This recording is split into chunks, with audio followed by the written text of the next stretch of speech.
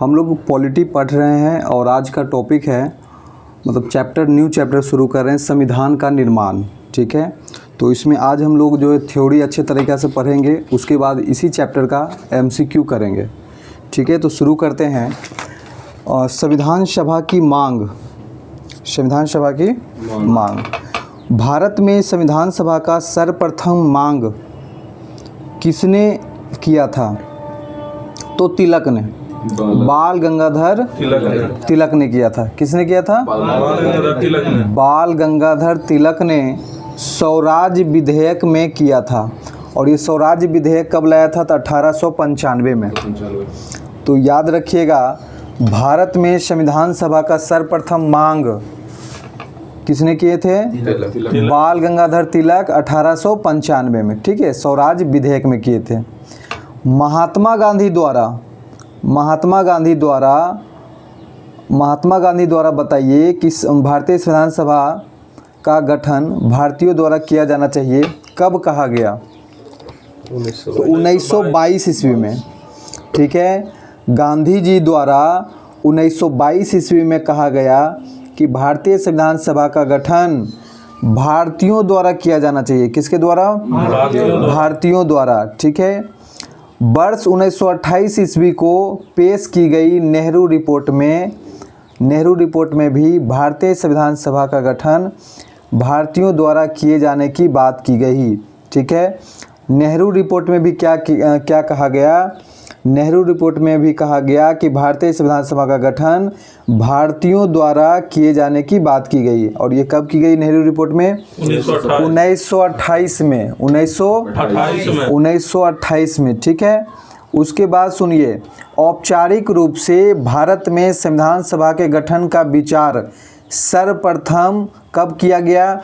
1934 ईस्वी में। 1934 ईस्वी में। और ये वामपंथी नेता एम.एन. राय के द्वारा। किसके द्वारा?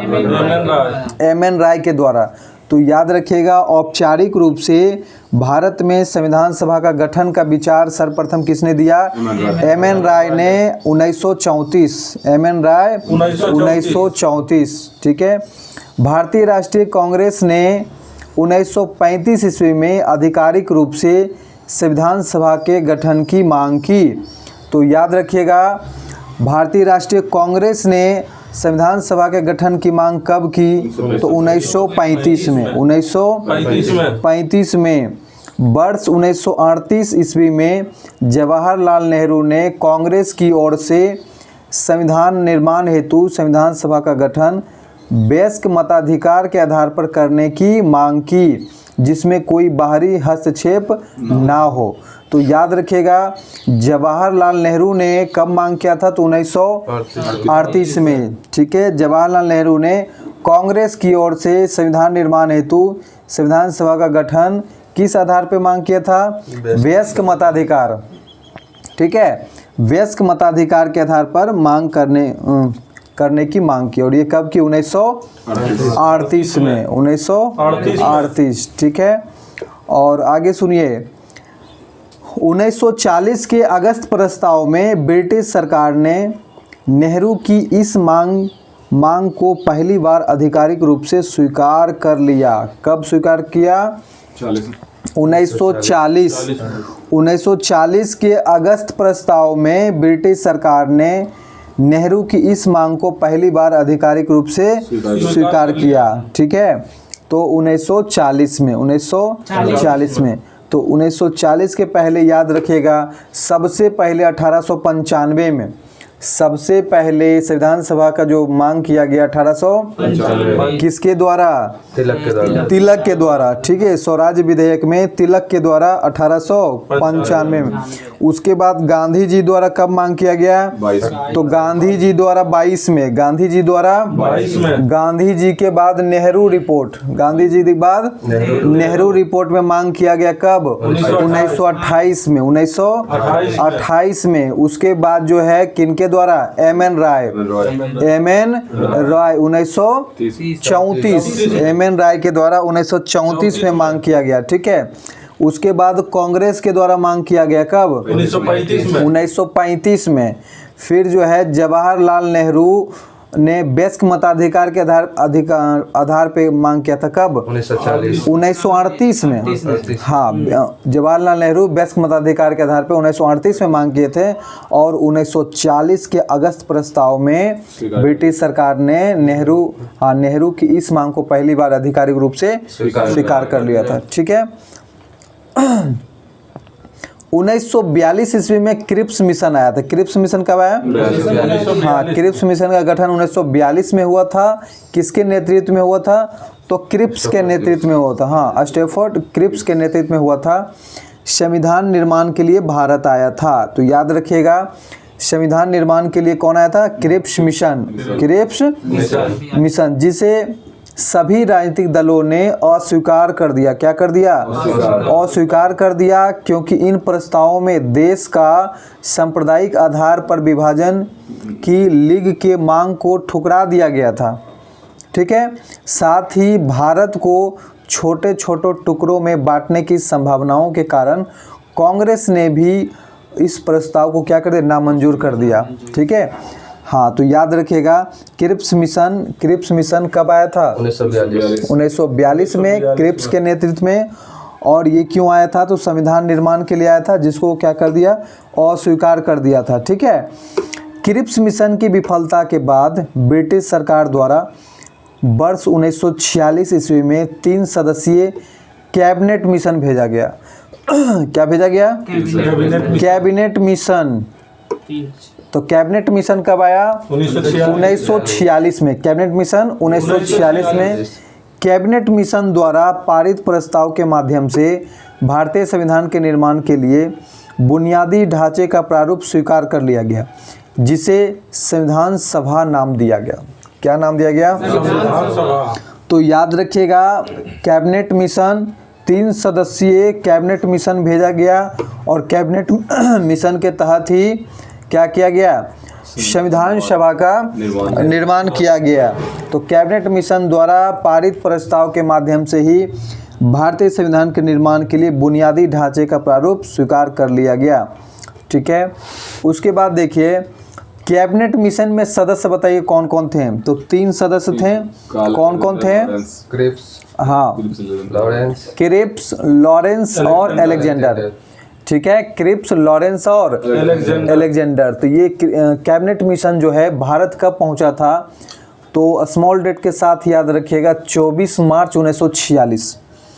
क्रिप्स मिशन 24 मार्च 1946 को भारत पहुंचा था। ठीक है। और इसने अपना रिपोर्ट कब पेश किया था? तो याद रखिएगा, 16 मई 1946 को प्रस्तुत किया था। ठीक है। हाँ, दोनों डेट याद रखिएगा। 24 मार्च 1946 को भारत पहुंचा कैबिनेट मिशन और 16 मई 1946 को प्रस्तुत किया था ये रिपोर्ट। हाँ, रिपोर्ट प्रस्तुत किया था 16 मई 1946 को। ठीक है। तो ये था संविधान सभा की मांग का इतिहास पूरा था कि कौन किसने मांग किया। अब देखिए, संविधान सभा का गठन। संविधान सभा का गठन कैसे हुआ? तो कैबिनेट मिशन के तहत हुआ। तो कैबिनेट मिशन योजना के सिफारिश तो हो गया 16 मई 1946 को। अब नवंबर 1946 में संविधान सभा का गठन किया गया। ये देखिए, एकदम इम्पॉर्टेंट है। संविधान सभा का गठन कब किया गया कैबिनेट मिशन योजना के तहत? तो नवंबर 1946। नवंबर 1946। तो 3 डेट इसमें देखिए 1946 का याद रखिएगा। 24 मार्च को क्या किया गया? कैबिनेट मिशन आया। 24 मार्च को कैबिनेट मिशन आया। 16 मई को क्या हुआ?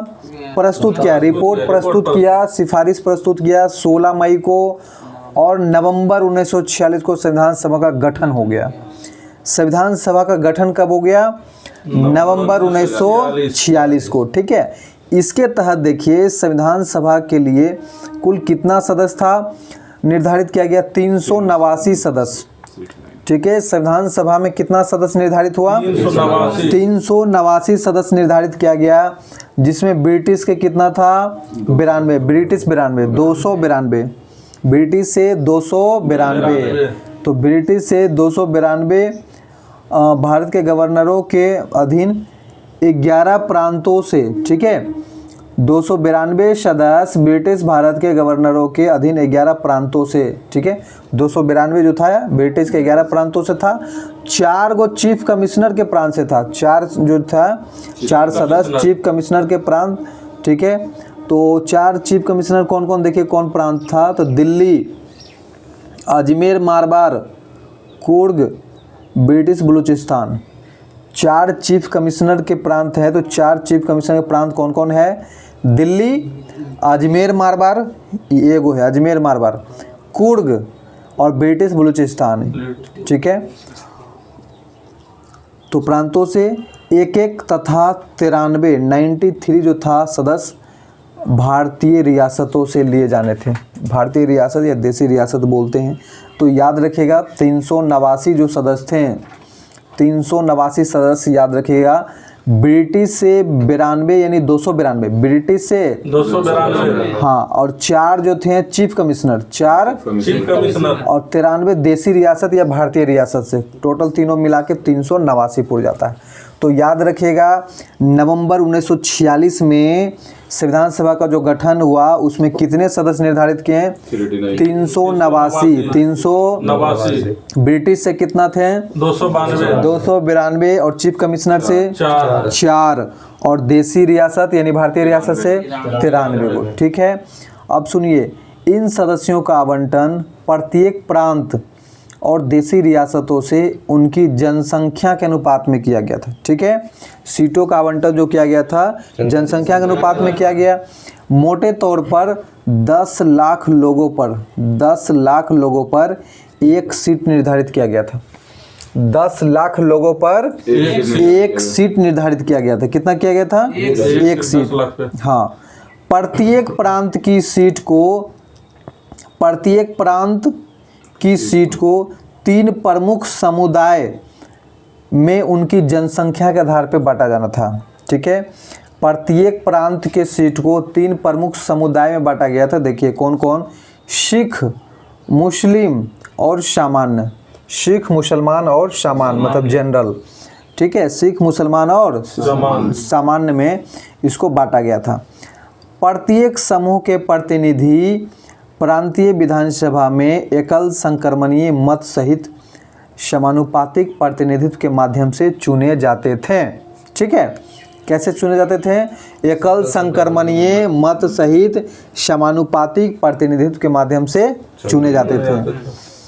देसी रियासतों के प्रतिनिधियों का चुनाव रियासतों के प्रमुख द्वारा किया जाता था। देसी रियासतों के प्रतिनिधियों का चुनाव रियासतों के प्रमुख द्वारा किया जाना था। संविधान सभा आंशिक रूप से निर्वाचित और आंशिक रूप से मनोनीत निकाय थी, ठीक है। पूरे के पूरे चुनाव नहीं होते थे। संविधान सभा आंशिक रूप से निर्वाचित और आंशिक रूप से मनोनीत निकाय थी।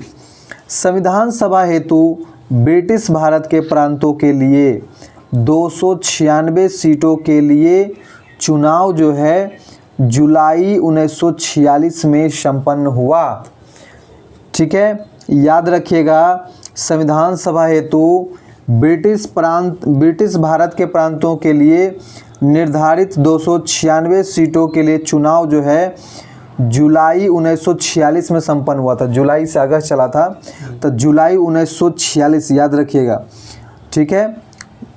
जुलाई 1946 में संपन्न हुआ था। इस चुनाव में अब सुनिए, टोटल 296 सीटों के लिए चुनाव हुआ था। कितना सीटों के लिए, 296 सीटों के लिए चुनाव हुआ। उसमें देखिए कांग्रेस को कितना सीट प्राप्त हुआ, 208। कांग्रेस को 208, मुस्लिम लीग को 73, मुस्लिम लीग को 73 और स्वतंत्र सदस्य वो छोटे मोटे समूह को मिलाकर 15 सीट। कितना सीट, 15, हाँ, यानी अन्य 15 सीट। तो याद रखिएगा संविधान सभा हेतु ब्रिटिश भारत के प्रांतों के लिए निर्धारित 296 सीटों के लिए चुनाव हुआ था। 296 सीटों के लिए चुनाव हुआ, जिसमें कांग्रेस को 208 सीट आया। कांग्रेस को 208, अब मुस्लिम लीग को 73, मुस्लिम लीग को 73 और अन्य को 15 सीटें। ठीक है। तो संविधान सभा के लिए विधानसभा से चुने गए सदस्य, ठीक है। तो कौन कौन थे? कांग्रेस से कितना थे? 208 सीट, कांग्रेस से 208, अब मुस्लिम लीग से 73 सीट, ठीक है। तो याद रखिएगा, डाटा पूछता है, मुस्लिम लीग से 73 सीट, ठीक है। अन्य से 15 गो, अन्य से 15 सीट, ठीक है। आगे आइए, संविधान सभा का चुनाव वयस्क मताधिकार द्वारा प्रत्यक्ष रूप से नहीं हुआ, लेकिन इसमें प्रत्येक समुदाय, हिंदू, मुस्लिम, सिख, पारसी, ईसाई, आंग्ल भारतीय, अनुसूचित जाति, अनुसूचित जनजाति के प्रतिनिधि, यहाँ तक कि महिलाएं भी शामिल थी, ठीक है। तो याद रखिएगा, संविधान सभा का चुनाव वयस्क मताधिकार द्वारा प्रत्यक्ष रूप से नहीं हुआ, लेकिन इसके प्रत्येक समुदाय जो है, हिंदू, मुस्लिम, सिख, पारसी, ईसाई, आंग्ल भारतीय, अनुसूचित जाति, अनुसूचित जनजाति और महिलाएं, ये सबके प्रतिनिधित्व शामिल हैं। अब सुनिए, संविधान सभा 1946 में समुदाय आधारित प्रतिनिधित्व, संविधान सभा 1946 में समुदाय आधारित प्रतिनिधित्व, मतलब हिंदू मुस्लिम से जातिगत के आधार पर अगर बोला जाए, ठीक है। तो हिंदू में कितना थे? 163, हिंदू से 163 और मुस्लिम से 80, ठीक है। तो बड़ा यही था, हिंदू मुस्लिम, और एक था अनुसूचित जाति, अनुसूचित जाति से था 31 सीट, ठीक है। अनुसूचित जाति से 31 था। और उसके बाद तो है ईसाई धर्म से 6 और पिछड़ा जनजाति से 6 है, सिख 4, एंग्लो इंडियन 3 और पारसी 3, ठीक है। तो मोटा मोटी सिर्फ हिंदू मुस्लिम का याद रखिए और अनुसूचित जाति का, कि संविधान सभा 1946 में समुदाय आधारित प्रतिनिधित्व जो होता था, हिंदू के तरफ से 163 और मुस्लिम के तरफ से 80 और अनुसूचित जाति से 31 है। महात्मा गांधी संविधान सभा में कभी भी शामिल नहीं हुए थे, ठीक है। महात्मा गांधी संविधान सभा में शामिल नहीं थे, ठीक है। अब सुनिए, संविधान सभा की महिला सदस्य कौन कौन थी? संविधान सभा के महिला सदस्य कितने महिला सदस्य भाग ली थी? 15 महिला सदस्य, ठीक है। 15 महिला सदस्य, ठीक है। तो सुनिए कौन कौन थे। तो विजय लक्ष्मी पंडित, विजय लक्ष्मी पंडित, सरोजनी नायडू, सरोजनी नायडू, सुचेता कृपलानी, सुचेता कृपलानी, राजकुमारी अमृता कौर, राजकुमारी अमृता कौर, और कौन है?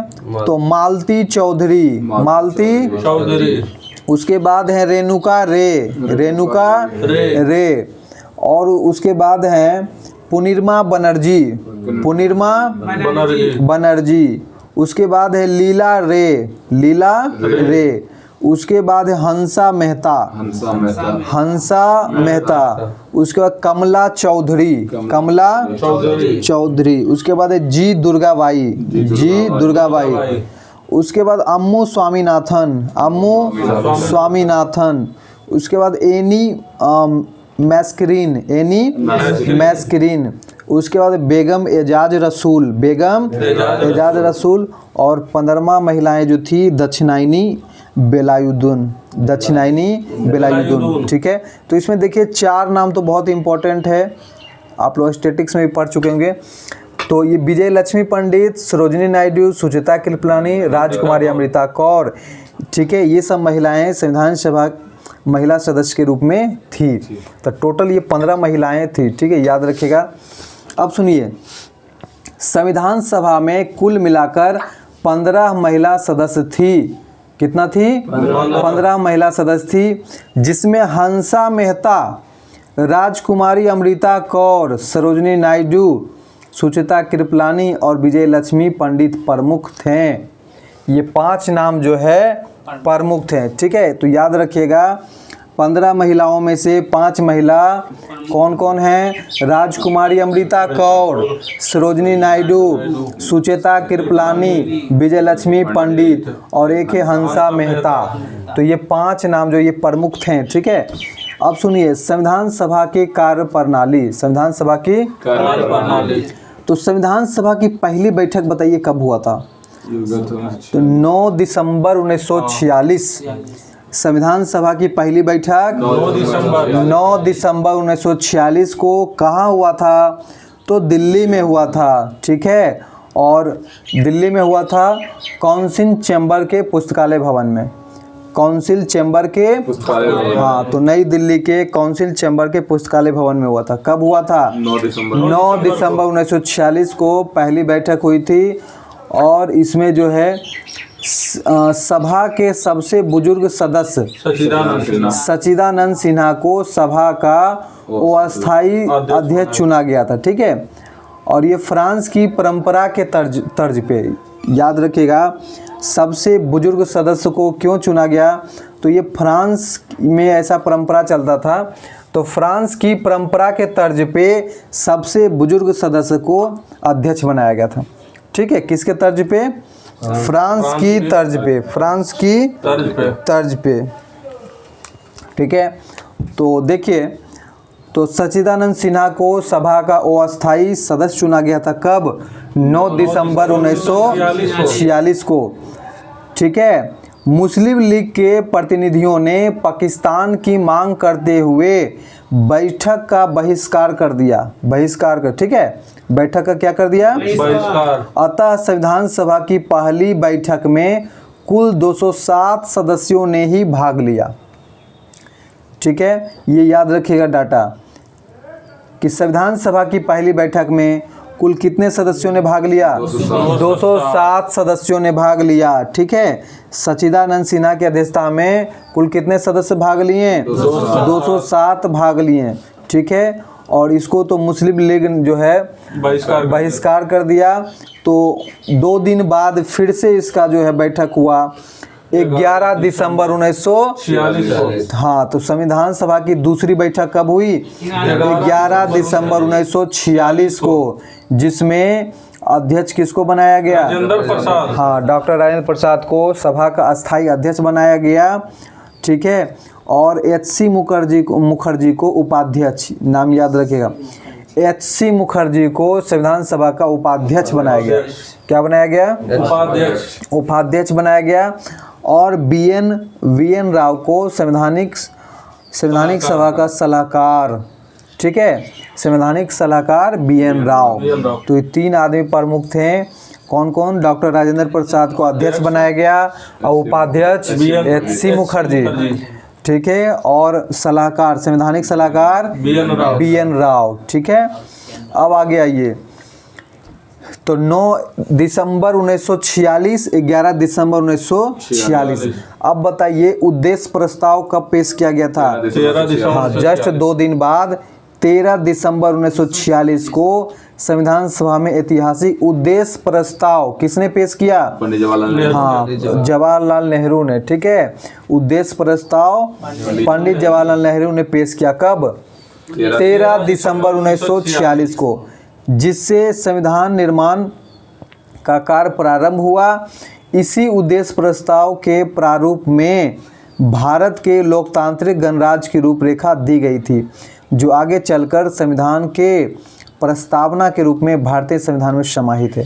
हम लोग प्रस्तावना पढ़ते हैं, वो किसका देन है? तो पंडित जवाहरलाल नेहरू का ही है वो प्रस्तावना, ठीक है, जिसको उद्देश्य प्रस्ताव के रूप में पहले जाना जाता था। तो 13 दिसंबर 1946 को जवाहरलाल नेहरू ने उद्देश्य प्रस्ताव दिया, ठीक है।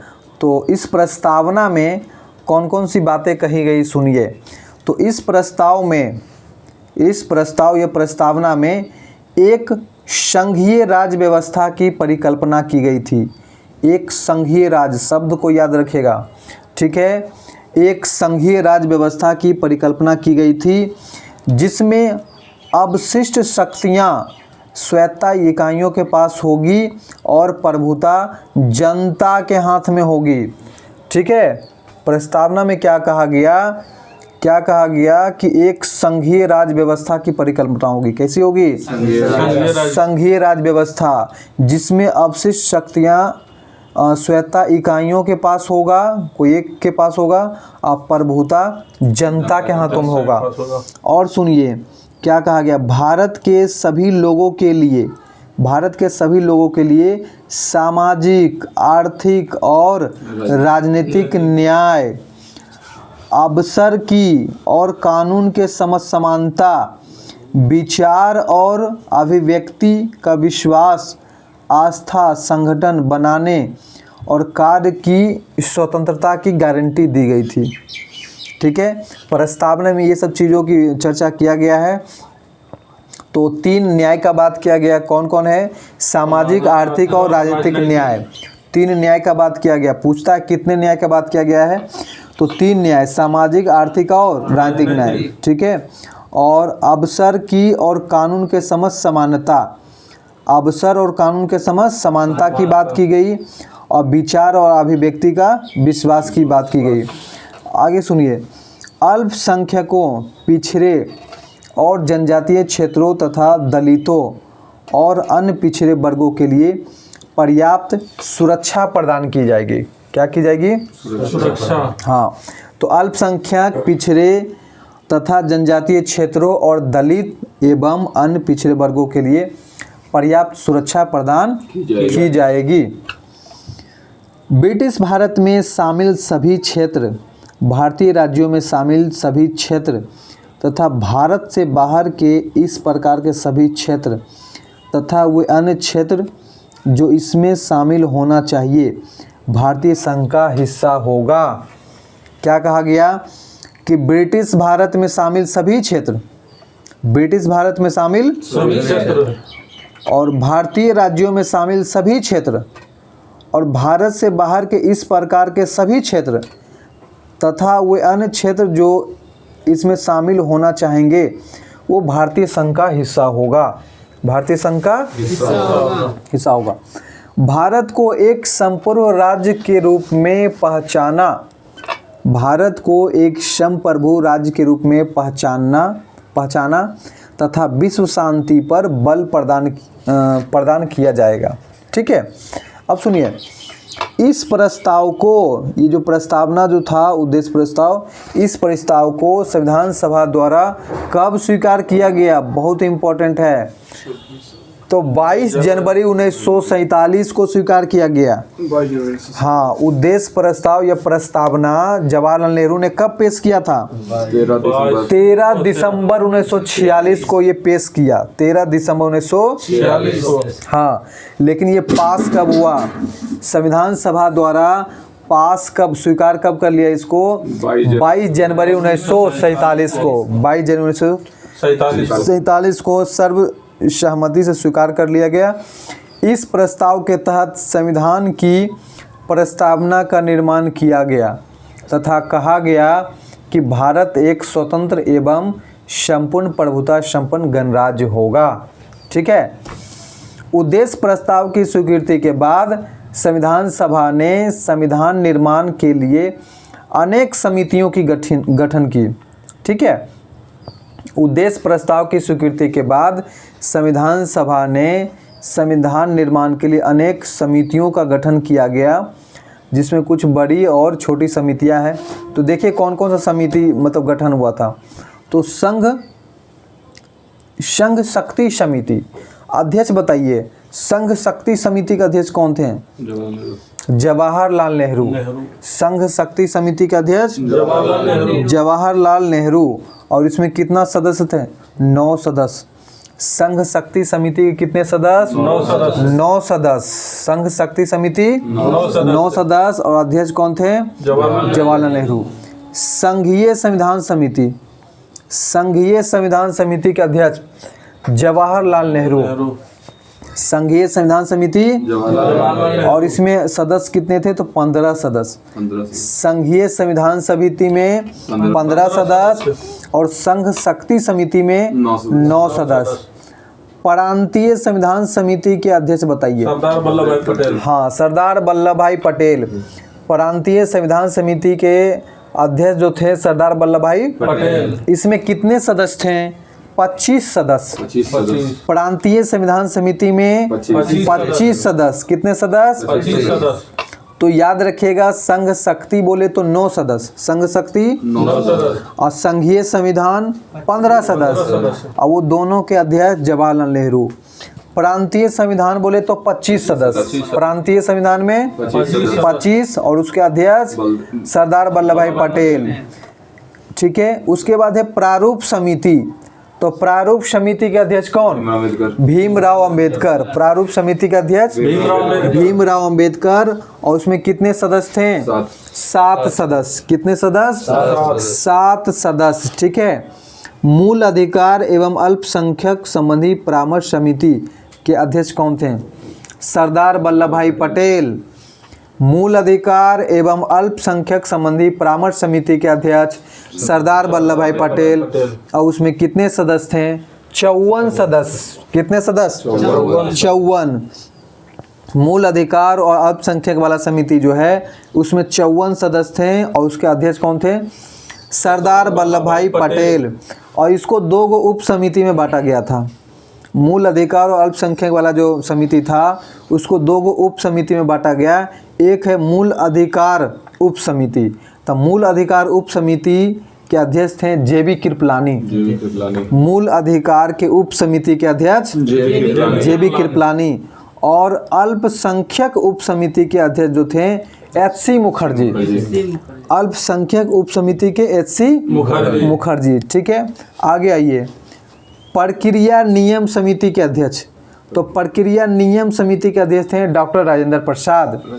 हाँ, प्रक्रिया नियम समिति का अध्यक्ष कौन? डॉक्टर राजेंद्र प्रसाद। ठीक है। राज्यों के लिए समिति, राज्यों से समझौता करने वाली, तो इसके अध्यक्ष थे जवाहरलाल नेहरू। राज्यों के लिए समिति बनाया गया था, उसके अध्यक्ष कौन थे? जवाहरलाल नेहरू। संचालन समिति का अध्यक्ष बताइए। संचालन समिति, हाँ, डॉक्टर राजेंद्र प्रसाद। संचालन समिति के अध्यक्ष कौन थे? डॉक्टर राजेंद्र प्रसाद। कौन थे? डॉक्टर राजेंद्र प्रसाद।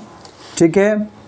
और सदन समिति, तो ये देखिए 4-5 समिति जो अभी ऊपर पढ़े हैं ये सब बड़ी समितियां थी। क्या थी? बड़ी समितियां। छोटी समितियां में देखिए कौन कौन, तो एक देखिए सदन समिति। सदन समिति के अध्यक्ष कौन? पटाभी सितारमैया। सदन समिति के अध्यक्ष पटाभी सितारमैया। कार्य संचालन समिति, कार्य संचालन समिति के मुंशी। कार्य संचालन समिति वित्त एवं कर्मचारी समिति, वित्त एवं कर्मचारी समिति डॉक्टर राजेंद्र प्रसाद। वित्त और कर्मचारी समिति राष्ट्र ध्वज संबंधी तदर्थ समिति के अध्यक्ष, इंपॉर्टेंट है, डॉक्टर राजेंद्र प्रसाद। तदर्थ समिति के अध्यक्ष डॉक्टर राजेंद्र प्रसाद। प्रारूप संविधान की जांच के लिए विशेष समिति के अध्यक्ष कौन थे? जवाहरलाल नेहरू। प्रारूप संविधान की जांच के लिए विशेष समिति के अध्यक्ष जवाहरलाल नेहरू। संविधान सभा के कार्यों के लिए समिति के अध्यक्ष थे जीवी मावलंकर। हाँ, संविधान सभा के कार्यों के लिए समिति के अध्यक्ष जीवी मावलंकर। ठीक है। और एक समिति था प्रत्याक समिति, जिसको क्रेडेंशियल समिति बोलते हैं। तो क्रेडेंशियल समिति के अध्यक्ष कौन थे? तो इसके थे अलादी कृष्ण स्वामी अय्यर। अलादी कृष्ण स्वामी अय्यर। सर्वोच्च न्यायालय के लिए तदर्थ समिति के अध्यक्ष बताइए। तो सर्वोच्च न्यायालय के लिए तदर्थ समिति के अध्यक्ष थे एस वरदाचारी। एस वरदाचारी। सर्वोच्च न्यायालय के लिए तदर्थ समिति के अध्यक्ष एस वरदाचारी। भाषाई प्रांत आयोग, भाषाई प्रांत आयोग के अध्यक्ष कौन थे? तो एस के धर। एस के धर। भाषाई प्रांत आयोग के अध्यक्ष एस के धर। मुख्य आयुक्तों के प्रांतों के लिए समिति के अध्यक्ष कौन थे? मुख्य आयुक्त के प्रांतों के लिए समिति के अध्यक्ष थे पटाभी सितारमैया। कौन थे? पटाभी सितारमैया। प्रेस दीर्घा समिति, प्रेस दीर्घा समिति के अध्यक्ष उषा नाथ सेन। हाँ, तो प्रेस दीर्घा समिति उषा नाथ सेन। नागरिकता पर तदर्थ समिति, नागरिकता पर तदर्थ समिति के अध्यक्ष थे एस वरदाचारी। एस वरदाचारी। संघीय संविधान के वित्तीय संविधानों संबंधी समिति के अध्यक्ष नलिनी रंजन सरकार। नलिनी रंजन सरकार। ठीक है। तो आज के लिए हम लोग इस टॉपिक को इतना ही रखते हैं। अगले वीडियो में, अगले क्लास में हम लोग भारतीय स्वतंत्रता अधिनियम 1947 का स्थिति देखेंगे। ठीक है।